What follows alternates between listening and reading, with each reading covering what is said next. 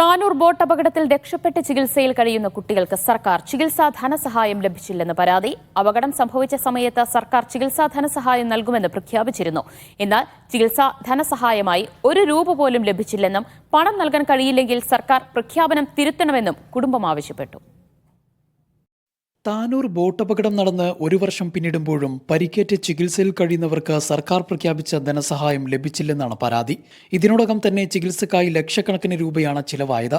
സർക്കാരിൽ നിന്നും ഇതുവരെ ₹1 പോലും ചികിത്സാ ധനസഹായമായി ലഭിച്ചില്ലെന്നും പണം നൽകാൻ കഴിയില്ലെങ്കിൽ പ്രഖ്യാപനം പിൻവലിക്കണമെന്നും കുടുംബം ആവശ്യപ്പെട്ടു. ₹1 പോലും നമുക്ക് സർക്കാരിന്റെ ഭാഗത്തു നിന്ന് ഇതുവരെ ലഭിച്ചിട്ടില്ല. അവര് വാക്കു പറഞ്ഞതുകൊണ്ടാണ് നമ്മൾ എന്ത് ചെയ്യുന്നത്, അവർക്ക് വീണ്ടും വീണ്ടും അവരുടെ വാതിലുകൾ നമ്മൾ മുട്ടിക്കൊണ്ടിരിക്കുന്നത്. അപകടത്തിൽ ജാബിറിന്റെ ഭാര്യയും മകനും മരണപ്പെട്ടിരുന്നു. കൂടെയുണ്ടായിരുന്ന 10ഉം 8ഉം വയസ്സുള്ള 2 പെൺമക്കളാണ് രക്ഷപ്പെട്ടത്.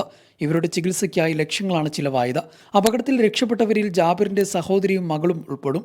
ഈ കുടുംബത്തിനും ധനസഹായം ലഭിച്ചിട്ടില്ല. ഈ 2 വയസ്സുകാരി അമൃത ആശുപത്രിയിൽ ചികിത്സയിൽ കഴിഞ്ഞപ്പോൾ 16,000 രൂപ മാത്രമാണ് ലഭിച്ചത്.